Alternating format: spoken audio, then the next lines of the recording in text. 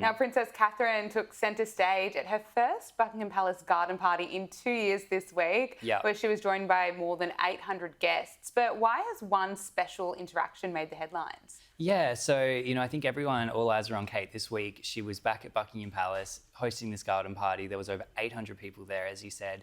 And it was the dream team. It was Kate and Will, and then the Duke and Duchess of Edinburgh, Sophie and Edward.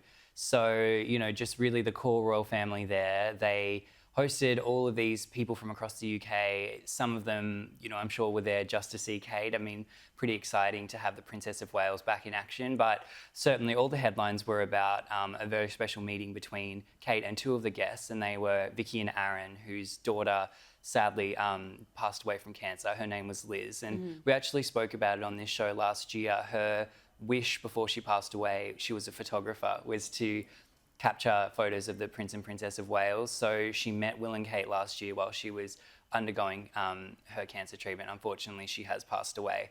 So I think that was a very sort of sombre moment for Kate, but a lovely tribute to be able to host her parents and her family at Buckingham Palace. And what a reminder, I think, as well of, as much as we celebrate someone like Kate going into remission, unfortunately, a lot of people aren't that lucky. Yeah, it's very true. The mother of Princess Beatrice's stepson has made headlines after weighing in on an infamous moment from Meghan Markle's cooking show. Now, what can you tell us about this? Yeah, well, this was sort of one that flew under the radar. So, of course, we were talking a few weeks ago about that weird moment in Meghan's show where she corrects Mindy Kaling on her name and she says, "I'm Meghan Sussex," and how dare you call me Meghan Markle, basically. And that has just been viral on social media for weeks. And the Daily Mail, I think it was, they picked up that Dara Huang, who is, of course, the mother of Beatrice's stepson, she actually commented being like, "That was weird." So, which is kind of a funny insight, and she'd know. I mean, she has been around the royal family, and I think it just goes to show how ridiculous that whole thing was. Oh, wasn't it? But very funny. But, Dara Huang doesn't speak out very often, so she must have felt quite strongly about this one. Fair enough. And now the Danish palace has released new photos of Crown Prince Christian completing national service amid rising geopolitical tensions in the region. What's the latest on the prince's military training, and how are Queen Mary and King Frederick dealing with their son's absence? Right. Well, this has been one of the big stories in Denmark this year. Of course, they have, tensions with Donald Trump over Greenland. There's also tensions with Russia on the other side. So, there is a lot of emphasis at the moment on national security in Denmark. And part of that comes down to national service. They have had male national service for decades, and they're actually introducing it for women as well.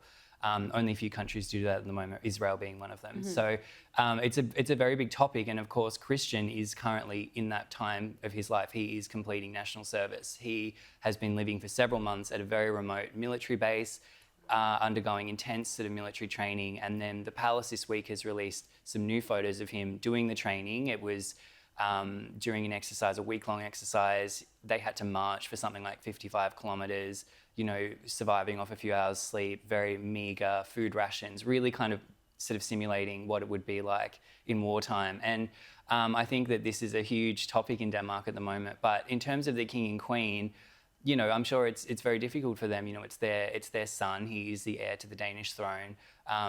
But it's something, I think, in their country that is seen as definitely just part of the experience of being Danish and respecting the country and having that nationalism. And so much so that there's even reports that Princess Isabella, his sister, technically, I think she's before the cutoff, so she wouldn't be required to do national service. But I personally believe, I think she will also do it, just to sort of send a message to Danes. So, very interesting. But I'm sure for Mary and Frederick, they'll be very happy when he's home. Absolutely. Reilly Sullivan, thank you so much for joining us. Thank you.